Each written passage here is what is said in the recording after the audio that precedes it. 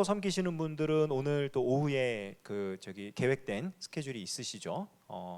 뭐 원래대로 진행을 해도 3시 20분에 끝나면은 그 약속 장소까지 가는 데는 전혀 무리가 없습니다만 기분 좋게 가시라고 한 10분 정도 일찍 끝내드리도록 하겠습니다.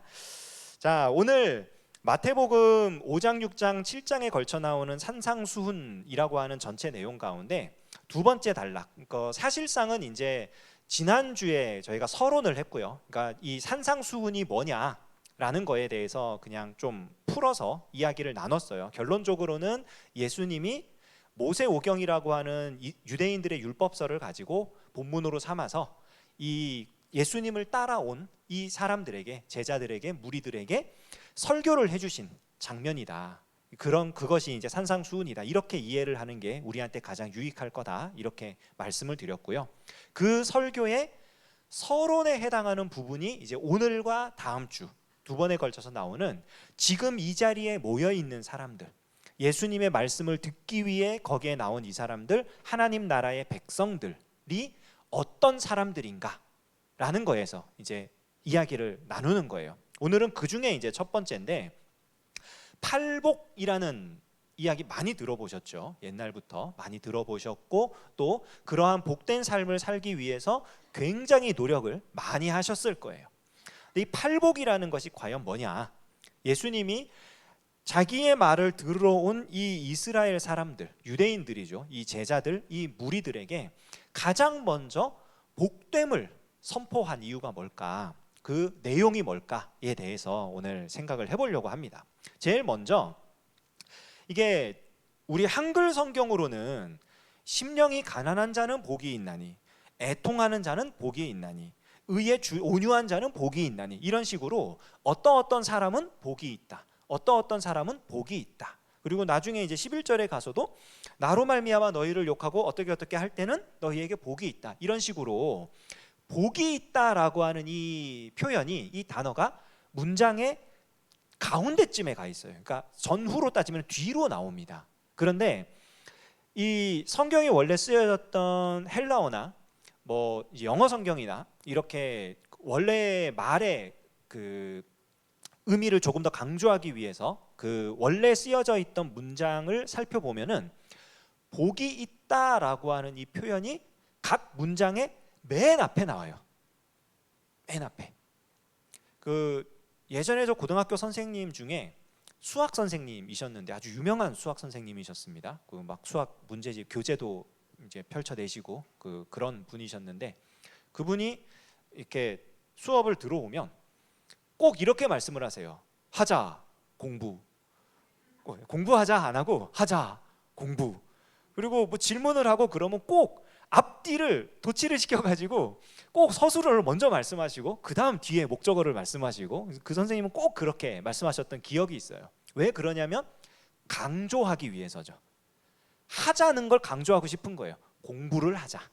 만약에 공부라는 거를 하자는 걸 공부를 강조하고 싶으면 공부하자 이렇게 하셨겠죠. 근데 어쨌든 해보라는 거예요. 문제를 풀어보고 연구를 해보고 그거를 강조하기 위해서 하자 공부 이랬던 것처럼, 이 헬라어도 구약 성경도 마찬가지지만 구약 히브리어도 마찬가지지만 이 신약 헬라어도요, 어순이 아무리 바뀌어도 각 단어마다 그 단어 끝에 오는 그 어미에 따라서 그 어미가 남성이냐 여성이냐, 뭐 단수냐 복수냐, 뭐 주격이냐 소유격이냐 목적격이냐 혹격이냐 뭐 역격이냐 뭐 이런 거에 따라 가지고 문장의 어디에 가도 정확하게 문장 해석이 가능합니다. 이 히브리어나 헬라어 같은 경우는. 그래서 이게 성경이 그 말로 쓰여진 것 같아요. 이게 앞뒤로 갔을 때 의미가 다르게 나오지 않아요. 대신 뭘 알 수 있느냐? 어떤 부분을 강조했다라는 걸 알 수가 있습니다. 문장의 앞쪽에 나오면 강조가 돼 있는 거예요. 그걸 지금 강조하고 싶은 거예요. 그 강조하고 싶은 말씀이 뭐냐면 복이 있다라고 하는 이 단어. 그러니까 헬라어로는 이걸 마카로이, 그들에게 복이 있다 이 얘기인데, 이 복이 있다라고 하는 이 말, 원어로는 마카로스 뭐 이렇게 나오는 그건데, 마카로이는 복수형입니다. 남성 복수형으로 쓰인 거고. 근데 이 복이 있다라고 하는 이 말 자체, 그냥 단어 자체의 의미가 뭐냐면은 하나님께서 더 뻗어서 주신 거예요. 그러니까 내가 지금 잘 되고 있어요. 잘 살고 있는데 하나님께서 여기에 더 뻗어가지고 더 주신 거예요. 개념이 그런 개념입니다. 그러니까 원래 받아야 될 것보다 더 많은 걸 받는 것, 내가 원래 누릴 수 있는 것보다 더 많은 것들 혹은 더 좋은 것들, 더 나은 것들을 누리는 그런 상태를 복된 상태라고 말을 해요. 이건 그러니까 하나님의 은혜로 주어지는 거죠. 그러니까 이 복이라는 것 자체가, 복되다라고 하는 개념 자체가 내가 그 복을 쟁취해내는 게 아니에요. 내가 열심히 노력해갖고 수고해가지고 얻어낸 건 복이 아닙니다. 여기서 말하는 복이 아니에요. 그거는 노력의 결과, 수고의 대가, 희생의 열매, 이렇게 보는 거죠. 그거는 복이 아니에요. 근데 내가 수고하고 애쓴 것보다 더 넓게, 더 멀리, 더 확장이 되어가지고 하나님께서 은혜로 부어주셨으면 그게 복이에요. 그게 여기 나오는 복입니다. 근데 그런 복은요, 우리가 뭘로 받을 수 있느냐? 그리스도인에게 그런 복은 구원 얻는 믿음을 통해서밖에는 주어지질 않아요. 왜냐하면 구원 얻는 믿음이라는 건 뭡니까? 하나님께서 은혜로 나를 살려주셨다. 예수 그리스도의 그 십자가 사역으로 말미암아 내가 치러야 될 죄값을 예수님이 대신 치러주셔서 내가 살아났다. 구원의 은혜를 깨닫는 거잖아요. 그게 믿음이잖아요. 그러니까 그걸 알아야, 그 믿음, 그 은혜를 경험을 해야 하나님이 내게 복 주셨다라는 것을 인정할 수가 있어요. 그러지 않으면 하나님이 주신 복이라고 인정을 못해요. 근본적으로 사람이. 그러니까 내가 원래는 이런 걸 받을 자격이 하나도 없다라고 하는 이 사실을 인정하는 데서부터 하나님께서 내게 복 주셨다라고 하는 이 사실을 고백하고 나갈 수 있는 겁니다. 그러니까 여기서 너희가 복되다, 그들이 복되다라고 했을 때 이 복됨의 개념이 거기서부터 출발한다는 걸 우리가 잊지 말아야 돼요. 그러니까 이미 지금 예수님이 복된 사람들이라고 선포하는 이 사람들은요, 은혜로 구원받은 사람들에 대한 얘기입니다. 은혜로. 이 사람들은 지금 몰라요. 아직 자기들이 아직 그런 상태에 도달한 상황이란 걸 몰라요. 왜냐하면 지금 예수님 사역 초창기고 아직 예수님 십자가도 말씀하신 적이 없고 그저 구약 성경에 예언된 대로 하나님이 보내신 메시아가 와서 우리를 살려줄 거야, 우리를 구원해 줄 거야, 이 믿음 가지고 지금 예수님 따라오는 거거든요. 근데 예수님께서는 사실은 그들에게 복되다라고 말씀을 하시면서 이미 당신이 감당할 십자가 사역까지 다 내포하고 말씀을 하시는 거예요. 그러니까 신학적으로 봤을 때는 구원 얻은 하나님의 백성들에게 선포되는 말씀이에요. 근데 어쨌든 그러면은 그 사람들이 받는 복의 내용이 뭐냐? 복의 내용이 뭐냐? 그 3절부터 12절까지를 보면요, 복이 있다라고 하는 이 단어가, 마카로이라고 하는 이 단어가요, 몇 번 나오게요?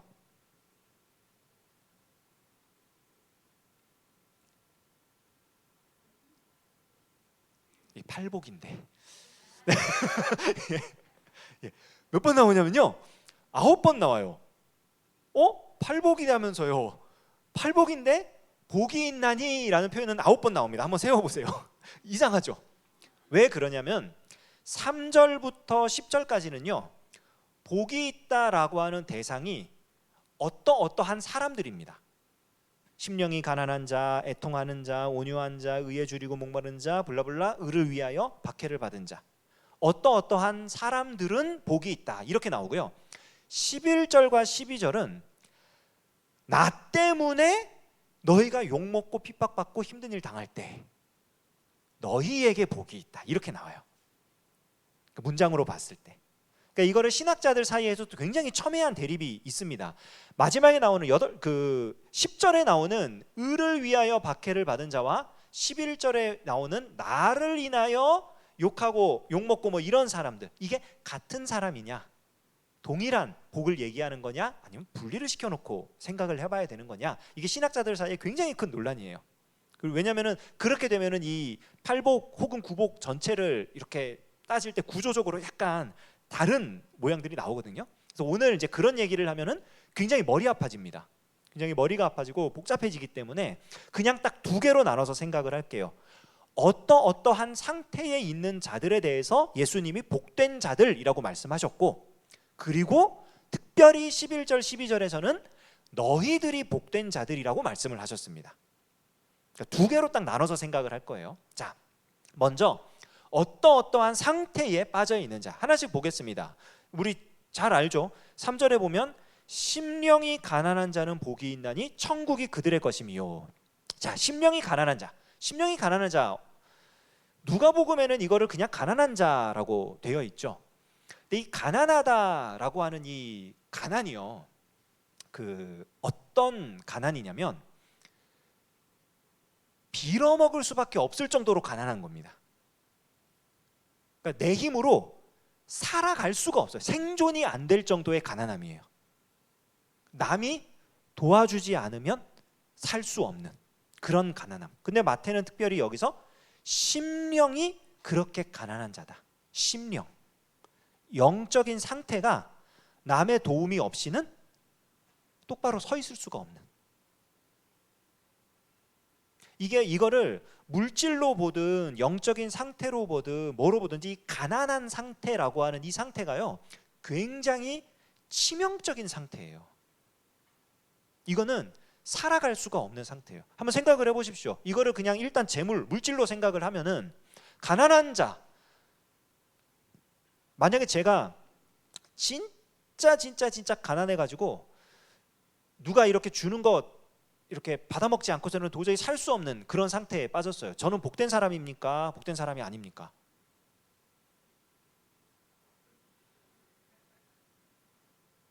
속으로는 되게 복된 사람이에요 라고 말씀하기 싶으시죠? 목사님이니까 목사님은 그렇게 해도 돼, 그렇게 해도 살 수 있어, 복된 사람이야, 복된 사역자야, 그러고 싶으시죠? 근데 그걸 나한테 적용하면 절대 싫죠. 내가 왜 그런 상태에 빠져야 되는데? 근데 이거를요, 영적인 상태에 적용해도요 똑같아요. 누가 도와주지 않으면 제 영혼이 건강하지를 못해요. 서 있질 못해요. 기도도 못하고 말씀도 못 읽고 예배를 참석해도 그건 그냥 공허한 시간이고 하나님하고 완전히 관계가 없는 상태예요. 자, 그거 복된 상태인가요? 절대 그렇게 말할 수가 없죠. 근데 지금 예수님이 그런 사람을 복된 사람이라고 말하는 거예요. 이상하죠? 이게 대체 무슨 말인가? 왜 그런 거지? 뒤에 이유가 있는데요. 왜냐하면 천국이 그들의 것이기 때문이다. 천국이 그들의 것이기 때문이다. 천국, 여기서 말하는 천국 개념도 굉장히 중요합니다. 천국은요, 하늘나라, 마태복음에서 나오는 천국은 다른 복음서에 나오는 하나님 나라와 똑같은 개념입니다. 왜냐하면 마태복음이 유대인들을 대상으로 쓰여졌잖아요. 유대인들을 대상으로 쓰여졌는데 그 유대인들에게 있어서 하늘이라고 하는 이 단어는요, 하나님께서 보좌에 앉아 계신 곳이라는 개념이에요.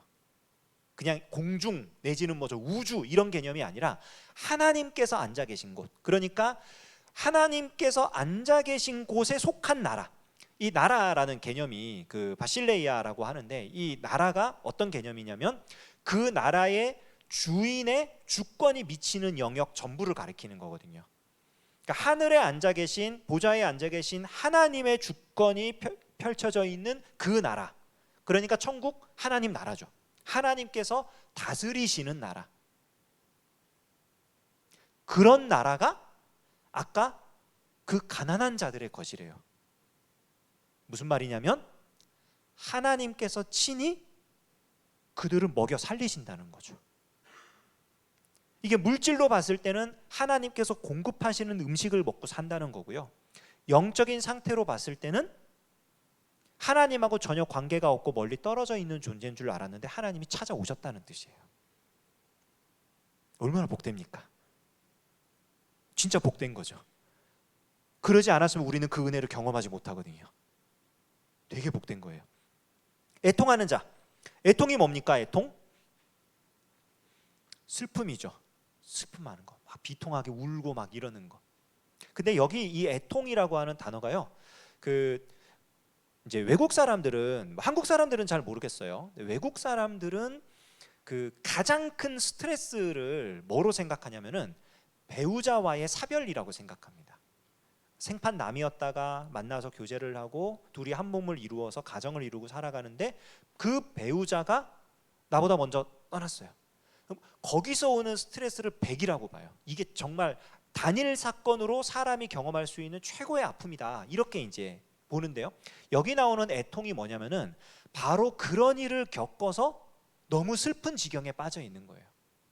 다른 사람들의 위로가 먹히지 않는, 누가 말을 해줘도 너무 슬픈 거예요. 너무 가슴 아픈 거예요. 속상해가지고 도저히 감당이 안 되는 그런 상태. 근데 그런 사람들이 어떻게 될 거라고요? 그들이 위로를 받을 것이며. 여기 위로라는 이 표현도 되게 재밌는 게 뭐냐면 그 보혜사 성령님 있죠. 보혜사 성령님을 헬라어로 파라클레이토스라고 그러거든요. 근데 여기 나오는 위로가요, 위로하다라고 하는 단어가 파라칼레오라는 단어예요. 무슨 말이냐면 옆에서 같이 공감해주고 격려해주고 대화를 나누어주고 그 자리를 떠나지 않아주는 사람이에요. 그러니까 위로를 받을 거, 내가 지금 너무 슬퍼, 가족을 잃은 그 슬픔 때문에 속상해가지고 막 그러는데 옆에 와서 그냥 그 슬픔을 같이 공감해주고 같이 이야기를 들어주고 옆에 그냥 있어주는 거예요. 나한테 뭐 쓸데없는 말 하는 게 아니고 그냥 있어주는 거예요. 있어주는 거. 내가 이런 슬픔을 경험하지 못했더라면 그런 위로를 맛보지 못하죠. 슬픈 애통하는 자가 복이 있다. 온유한 자는 뭡니까? 온유하면 우리는 대부분 그냥 착한 거, 이렇게 뭐 싸우지 않는 거, 이런 거 많이 생각을 하는데요. 성경에서 이 헬라어로 온유하다라고 했을 때는 뭐냐면요, 내가 가지고 있는 힘을 무리하게 폭력적으로 드러내지 않는 게 온유한 거예요. 그러니까 내가 뭔가를 할 수 있어. 근데 내가 이걸 하는 게 다른 사람들한테 피해가 되는 거면 피해가 되는 방식으로는 하지 않는 거예요. 그러니까 친절하고 너그럽게 하겠죠. 성경에서 이 예가 어디에 나오냐면은 모세가 그 출애굽 직후에 모세의 그 남매 형제인 미리암과 아론이 모세한테 와가지고 모세를 막 비방을 해요. 너 이방 여인하고 결혼했잖아. 막 이러면서 막 비방을 하고, 내가 더 형이니까, 내가 누나니까 이러면서 막 이제 모세한테 뭐라 그런단 말이에요. 모세가 그때 그 형이나 그 누나에 대해서 직접 저주를 하거나 아니면은 내가 왕궁에서 그래도 교육도 받았고 리더십도 제일 뛰어나고 우리 집안 사람들 중에 나보다 더 잘난 사람 어디 있다고 하면서 막 이렇게 반발을 했다거나 싸우지 않아요. 그냥 모세가 하나님 앞에 엎드립니다. 그런 모세에 대해서 뭐라 그러냐면 모세의 온유함은 지면의 모든 사람보다 뛰어나더라, 이렇게 성경이 기록하고 있어요. 그런 게 온유함이에요. 그러니까 내가 할 수 있어, 들이받을 수 있고 칠 수 있고, 그런데 안 하는 거예요. 그러나 내 주장은 굽히지 않아요. 그냥 버티고 견디는 거예요. 근데 그런 사람이 복된 사람, 사실 이런 사람 얼마나 속상하겠어요. 내가 할 수 있는데 그냥 들이받으면 끝날 일을 들이받지 않기 때문에, 왜냐하면 그게 폭력적이고 그게 무력을 쓰는 거니까 안 한단 말이에요. 방식이 옳지 않으니까. 옳은 방식으로 하기 위해서 그렇게 똑바른 길을 잘 가고 있는데 얼마나 힘들겠어요. 스트레스 받고. 근데 그런 자에게 무슨 복이 임하느냐? 왜냐하면 그들이 땅을 기업으로 받게 될 것이기 때문이다. 여러분, 땅을 기업으로 받는다는 거는요, 하나님께서 기업을 분배해 주신다는 뜻입니다. 하나님이 그들이 대대로 살아갈 수 있는 땅을 이건 너의 기업이야 라고 지정해서 주신다는 뜻이에요. 뭔 말입니까? 하나님의 방식대로 하나님의 때에 하나님께서 이루어 주신다는 거예요. 그러니까 온유한 자가 복이 있대요. 의에 줄이고 목마른 자는 복이 있나니. 의에 줄이고 목마르다. 뭐 의로움이라는 건 뭔지 알죠? 의로움이라는 거. 그 신약 성경에는 의로움이 단어가 하나만 쓰여요. 디카이오시네라고 하는 단어 하나만 쓰이는데, 구약 성경에서는 의로움이 그 체데크라고 하는 단어와 미슈파트라고 하는 단어 두 개로 쓰입니다. 근데 이게 정확하게 어쩔 때 미슈파트고 어쩔 때 체데크고 신약 성경으로 넘어오면서 그게 번역이 되게 어려워요. 그래서 그냥 두 경우를 그냥 같이 생각하면, 동시에 그냥 생각을 하면 제일 좋습니다. 신약 성경으로 넘어왔을 때 의로움이라는 걸. 근데 그게 이제 따지고 보면은 어떤 거냐면은 개인적인 의로움과 사회적인 의로움이라고 생각하는 게 제일 그냥 가장 쉬운 개념이에요. 내가 혼자 의로운, 하나님 앞에 떳떳한 그런 의로운 모습, 그리고 사회적으로 뭐 조직적으로 뭐 구조적으로 이렇게 함께 의로운 사회를 만들어가는 그런 모습. 그러니까 개인적이고 공적인 거, 혹은 심적이고, 혹은 뭐 저기 이렇게 외면적인 거, 내적이고 외적인 거, 뭐 이런 식으로 생각을 하시는 게 제일 좋은데, 어쨌든 그 의에 줄이고 목마르다. 여기 줄이고 목마른 건요, 아까 가난한 거하고 되게 비슷해요. 가난한 건 그냥 가난한 게 아니고 누가 도와주지 않으면 살 수 없는 상태라 그랬잖아요. 여기 줄이고 목마른 건 뭐냐면요, 너무 배가 고파서 배가 아파 죽을 지경인 거예요. 너무너무 배가 고파서. 이 단계를 지나가면 이제 먹고 싶지도 않은 단계가 오지만, 다들 경험해 보셨죠? 뭐 며칠 금식 막 이런 거 하면은 막 힘들잖아요. 첫째 날, 한 둘째 날에서 셋째 날 넘어갈 때 제일 괴롭죠. 완전히 그냥 쪼그라드는 느낌이고, 너무 막 쥐어 짤 것 같고 너무너무 힘들고, 그 다음부터는 그냥 헬렐레 하면서 막 찌릿찌릿하고 막 이렇게 빈혈도 오는 것 같고 이렇게 되는데, 어쨌든 그런 상태, 너무너무 힘들어요. 너무너무 괴로워요. 고통스러울 정도로 너무너무 이게 채워지지가 않는 거예요. 의로운, 그게 뭐예요? 지금 사회 돌아가는 꼴을 보니까 하나도 정의로운 게 없는 거예요. 불법이 판을 치고 그냥 불의가 그냥 세상을 지배하고, 이것 때문에 제가 속상해 죽겠는 거예요. 상태가 지금 그런 상태를 얘기하는 거예요. 그런 상태를 복된 상태래요. 왜요? 그들이 배부를 것이기 때문이다. 여기 배부르다는 뭐예요? 만족할 정도로 배 떵떵 두드리면서 그냥 먹을 그런 거거든요. 만족을 얻을 것이다. 의에 줄이고 목말랐는데 만족을 얻는다? 무슨 말입니까? 그 의로운 사회가 현실이 된다는 거예요. 내가 꿈꾸고 바라봤던 그 정의로운 세상이 펼쳐진다는 거예요. 놀라운 거죠. 그 다음 뭡니까? 긍휼히 여기는 자. 긍휼히 여기는 자는 복이 있다. 이 긍휼히 여긴다, 이게 자비를 베푼다, 불쌍히 여긴다, 뭐 이런 뜻인데, 이거는요, 내가 말씀대로 살기 때문에 자비를 베푸는 겁니다. 긍휼히 여긴다는 거는. 그러니까 하나님이 나를 긍휼히 여기심을 알기 때문에 내가 저들을 긍휼히 여기는 그런 긍휼함이에요. 근데 그렇게 하면은 사실은 우리가 되게 그 억울한 일을 많이 당하거든요. 나는 저 사람이 불쌍해서 도와줬는데, 그 물에 건진 사람, 이게 그 내 뭐죠 그거 그 내놔라 이렇게 하는 것처럼, 그런 일들 사실 되게 많잖아요. 좀 오래된 영화지만 어떤 영화의 대사 중에 아직도 유행하는 그 대사 중에, 호의가 계속되면 권리인 줄 안다고. 그게 나는 정말 호의로 선한 의도를 가지고 베풀었는데, 받는 사람 입장에서는 그게 그냥 너무나 당연한 거고, 이래가지고 왜 더 안 주냐고, 왜 여태껏 하던 거 안 하냐고 이러면서 막 긍휼을 베풀면 그런 결과가 나오거든요, 사실은. 근데 그런 긍휼을 베푸는 자가 복이 있대요. 왜냐하면 그들이 긍휼히 여김을 받을 것이며. 이거 누구한테 긍휼히 여김을 받는 걸까요? 하나님께 긍휼히 여김을 받는 거예요. 하나님께서 우리를 불쌍히 여기시고 우리에게 자비를 베풀어 주시는 것을 경험하게 되는 거예요. 마음이 청결한 자는 복이 있나니 그들이 하나님을 볼 것이다. 마음이 청결하다라고 하는 건 혼합물이 하나도 들어가지 않고 순수한 겁니다. 이거는 순진한 거하고 되게 달라요. 그러니까 순진한 거는 아무것도 모르는 거고요. 순수한 거는 알지만 혼합물들은 배척해내는 겁니다. 정말 하나만 딱 간직하는, 그게 순수한 거예요. 마음이 청결한 건 그런 겁니다. 그런 자는 어떤 복을 받게 되는, 어떤 상태, 왜 그런 자가 복이 되는, 사실 순수하게 살아가는 거 되게 어렵거든요. 그러니까 이게 순수하게 사는 게 되게 단순하게 살아가는 건데, 단순하게 사는 게 결코 쉬운 삶은 아니에요.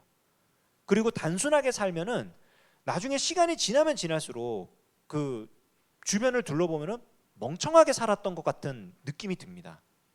다른 사람들 다 하는 거 안 하고 나는 그냥 똑바로 그냥 한 길만, 외길만 고집하고, 정말 어떻게 보면 정말 바보같이 여김을 받는 그런 상황인데, 그런 사람들은 하나님을 보게 될 것이다.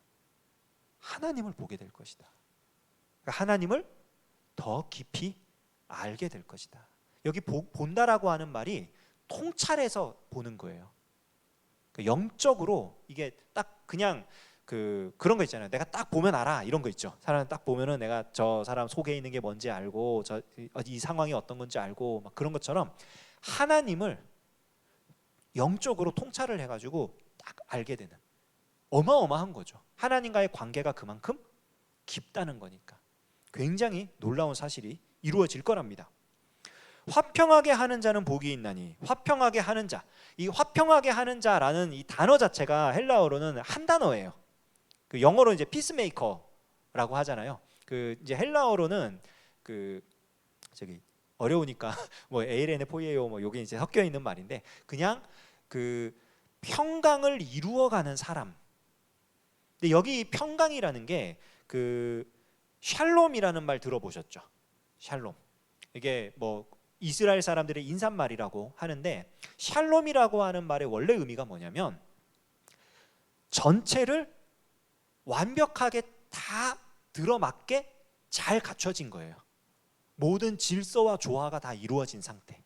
그게 샬롬이에요. 그러니까 당연히 평화롭겠죠. 모든 것이 질서대로 조화대로 각 그것을 구성하는 모든 요소들이 다 제자리에서 제 기능을 하면서 잘 돌아가는, 그게 평화거든요.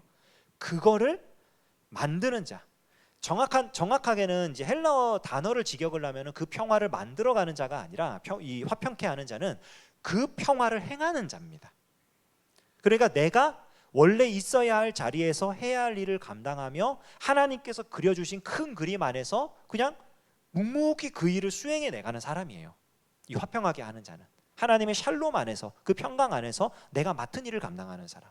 그런 사람에게 복이 있습니다. 왜요? 그들이 하나님의 아들이라 일컬음을 받을 것이다. 하나님의 아들, 하나님의 아들. 여기 아들은요, 그 신약 시대 때, 로마 제국 시대 때 아들이라는 표현은 되게 중요한 표현입니다. 그러니까 두 가지 의미가 있어요. 하나는 후계자, 유산을 이어받는 자, 이런 개념이 있고, 하나는 형상을 닮은 자, 이런 개념이 있어요. 그러니까 하나님의 아들이라고 일컬음을 받게 될 거다. 이건 공개적으로, 공적으로 모든 사람들에게 그렇게 불리게 될 거다. 그러니까 인정받는다는 거예요. 야, 너는 진짜 하나님 닮았다. 너는 진짜 하나님이 주시는 유업을 이어받겠구나. 이렇게 인정을 받게 된다는 거예요. 마지막, 의를 위하여 박해를 받은 자는 복이 있다. 이거는 뭐 길게 설명을 안 해도 되죠. 아까 의로움 때문에 줄이고 목마른 자 있었죠. 그것보다 한 걸음 더 나간 거예요, 사실은. 그 사회 정의 때문에 너무 배가 고파서 아플 지경으로 속상해한 그 상태를 넘어서서 그 사회 정의를, 혹은 개인적인 정의를 이루어가기 위해서 다른 사람들에 의해서 증오와 핍박의 대상이 되는 거예요. 박해를 받는 자. 내가 열심히 이렇게 이게 지금 옳은 건데, 지금 우리가 이렇게 해야 되는데 이렇게 하자. 그러면은 그렇게 안 하는 다른 모든 사람들로부터 공격을 당하게 되겠죠. 그런 사람들입니다. 그러니까 살기가 쉽지 않은 사람들이죠. 근데 그런 사람들에게 복이 있대요. 왜냐하면 천국이 그들의 것이기 때문에. 아까 천국 얘기했었죠. 하나님이 다스리시는 나라. 그러니까 사회 정의가 완전히 실현되는, 개인적인 정의든 그게 국가적인 정의든 뭐 공적인 정의든 뭐가 됐든 간에 의로운 세상이 펼쳐지는 그런 나라가 이루어질 거기 때문에. 자, 여기서 우리가 이 8가지 내용을 쭉 살펴보면서요, 잊지 말아야 될 게 뭐냐면은 앞에 게 조건이 아니에요. 심령이 가난하면 이런 복을 받을 것이다. 의를 위하여 핍박을 받으면 하나님의 나라를 가질 것이다. 온유하게 살면 땅을 기업으로 받을 것이다. 이게 아닙니다. 절대로. 지금 이런 상태에 놓여 있음에도 불구하고 복된 자들이다라는 뜻이에요. 이걸 잊지 말아야 됩니다. 그러니까 이거를 우리가 조건으로 받아들이는 순간 어떻게 되냐면은 이게 우리의 율법의 조항이 돼버려요. 내가 삶을 이렇게 살아야 되는구나 이러면서 이거를 문자적으로 지키려고 막 애를 써요. 의를 위하여 핍박을 받으려고 애를 쓰고, 긍휼히 여기려고 애를 쓰고, 의에 줄이고 목마르려고 애를 쓰고 막 해요. 근데 그게 절대로 뒤에 예수님이 말씀하신 그 복을 가져오는 조건이 되지 않아요. 조건과 결과가 아니고요, 그런 상태에 있다 할지라도 그럼에도 불구하고 복된 자들이다. 왜냐하면 이런 일들이 이루어질 것이기 때문에. 후자의 일들이 이루어질 것이기 때문에. 누구를 통해서? 예수 그리스도를 통해서. 예수님을 통해서 완성될 하나님의 나라에서 그 일들이 이루어질 건데, 그렇기 때문에 지금 그렇지 않은 상태에 있다 할지라도 실망하지 말라는 거예요. 좌절하지 말고 낙심하지 말고 지금 복된 상태에 있는 거다. 그런 마음을 가진 자체가, 그렇게 힘든 자체가, 그렇게 고통받는 자체가 그냥 복된 상태에 있는 거다. 그 상태 자체에 너무 개념하지, 거기에 매여가지고 집착하고 그러지 말라는 거예요. 복된 상태니까. 그리고요, 이렇게 8가지의 이런 상태들, 이런 것들을 쭉 말씀하시고 나서 11절 12절에는 사실은 앞에 나오는 8가지를요 그냥 통틀어서 총 정리해 주는 말씀입니다. 그렇게 보는 게 더 좋아요. 그래서 그 대상이 그들, 이런 자들 저런 자들에서 너희로 바뀌어 버려요. 너희는 복이 있는 자들이다. 너희는. 근데 너희는 복이 있는 자들인데, 이게 앞에 나온 8가지가 조건이었으면 너희가 이렇게 행하면 너희는 복이 있는 자들이니 이래야 되거든요. 문자적으로, 문법적으로. 그런데 너희는 언제 복이 있는 자냐면요, 나로 말미암아 너희를 욕하고 박해하고 거짓으로 너희를 거슬러 모든 악한 말을 할 때에. 나가 누구예요 여기서? 예수님이세요. 예수님 때문에 욕먹고 박해받고, 그 다음에 아주 나쁜 마음을 가지고 그냥 나한테 거짓말하고 막 욕하고 악한 말하고, 이럴 때, 이런 상황일 때 복되다. 복되다. 앞에 말했던 그 상황들이 사실은 총체적으로 임하는 거예요. 총체적으로. 누구 때문에? 예수님 때문에. 이 원인이 중요합니다. 예수님 때문에. 다른 원인 때문이 아니고요, 다른 이유 때문이 아니고 예수님 때문에 그런 상황에 빠졌을 때 그건 복된 거다. 왜냐? 12절 기뻐하고 즐거워하라. 하늘에서 너희의 상이 큼이라. 너희 전에 있던 선지자들도 이같이 박해하였느니라. 하늘의 상이 크대요. 이거는 하나님 나라, 하늘 나라의 시민이 되는 건 이미 전제하고 있는 겁니다. 이미 하나님 나라 백성이 되는 거예요. 그거는 뭐 부인할 그게 없어요. 왜? 예수님 때문에 이렇게 산다는데, 이런 고통 가운데 거한다는데, 그거는 뭐 하나님 나라 백성인 건 당연한 거고요. 그냥 백성일 뿐만 아니라 거기에서 상이 크다. 상이 크다. 어느 정도의 상이냐? 너희 전에 있던 선지자들이 받을 상처럼. 그러니까 선지자들의 삶이 그러했다는 거예요. 선지자들의 삶이. 이쯤에서 가장 유명한 이 이스라엘 사람들, 특별히 유대인들이 생각하는 가장 유명한 선지자들 한 3사람의 삶을 한번 생각해 보십시오. 이사야, 예레미야, 에스겔. 그들의 삶이 절대로 녹록하지 않죠. 절대로. 전설에 따르면 이사야는 톱에 썰려서 므낫세에 의해서 순교를 당했다고 말을 하고요. 예레미야는 구덩이에 빠진 적도 있고 정말 죽을 뻔한 위기도 몇 번이나 넘기고 배신자로 낙인 찍혀가지고 그냥 뭐 옥살이도 많이 하고 눈물의 선지자, 정말 힘들게 살았고, 에스겔은 제사장 가문에서 태어난 제사장이지만 단 한 번도 성전에서 제사장 업무를 수행해 본 적이 없는, 왜? 포로로 잡혀가가지고 그 강가에서 거기서 그냥 환상을 보면서 그냥 예언을 했던, 여러분 그런 사람들의 삶이 녹록했겠습니까? 그런데 그 사람들이 복되대요. 왜? 이 3사람의 공통점이 뭡니까? 예수님을 예언했잖아요. 하나님이 보내실 메시아를 그들이 환상 가운데 보고 예수님을 통해 완성될 하나님의 나라를 그들이 기록으로 남기고 백성들에게 전파하고 믿음을 가지고 살아가게 만들죠. 사실 이 복된 자의 삶이 그런 거예요. 그러니까 내가 지금 어떤 상황에 놓여 있고 내가 이렇게 살면 저런 복을 받고 이런 차원의 얘기가 아니라, 예수님 때문에 내가 예수님 앞에서 올바른 모습으로 살아가려고 노력해요. 근데 그러니까 살아가는 게 만만치 않은 거예요. 주변 사람들의 평가도 그렇고 살아가는 실제 상황도 그렇고 너무너무 힘든 거예요. 어려운 거예요. 괴로운 거예요. 그런데 그거 자체가 복된 삶이래요. 왜? 그게 바로 내가 하나님 나라의 백성 된 증거니까. 그 얘기를 하는 겁니다. 그래서 오늘 이제 이 팔복에 대해서 이제 마무리를 할게요. 팔복에 대해서 그냥 정리를 딱 한마디로 또 하자면요, 뭘 어떻게 해가지고 하나님이 주시는 복을 받아 누리는 사람, 어떤 조건을 갖춰가지고 뭐 복을 얻어내는 그런 사람이 아닙니다. 복된 자들은요, 분명히 이 땅에 살아요. 그런데 이 땅에서 살아가지만 우리가 가지고 있는 가치와 목적과 그런 최종 어떤 목적지와 이런 것들이 하나님 나라에 가 있어요. 이 땅을 떠나진 않아요. 이 땅에서 살고 있어요. 그런데 그 중심이 하나님 나라에 완전히 붙어 있어요. 그러니까 여기서의 상황과 환경에 흔들리지 않아요. 여기 때문에 막 요동을 치고 막 어떨 줄 몰라 하고 그러지 않아요. 그냥 하나님 나라에 딱 붙어 있어요. 예수님께 그냥 꽉 안겨 있는 거예요. 그런 자들이 복된 자들이다. 그런 자들이.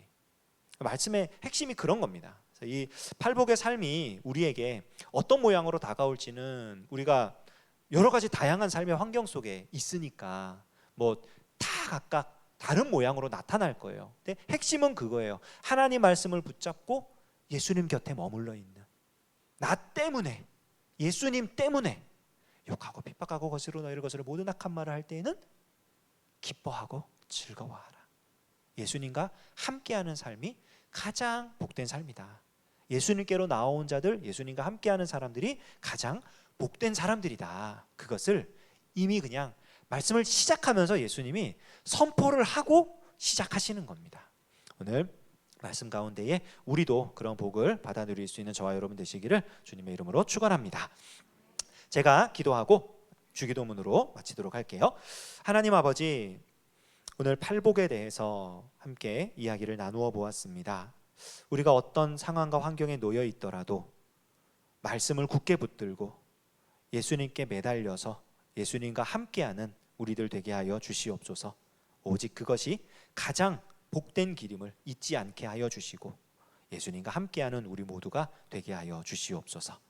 우리에게 복 주시는, 복이 되시는 예수 그리스도의 이름으로 기도합니다. 아멘. 하늘에 계신 우리 아버지여,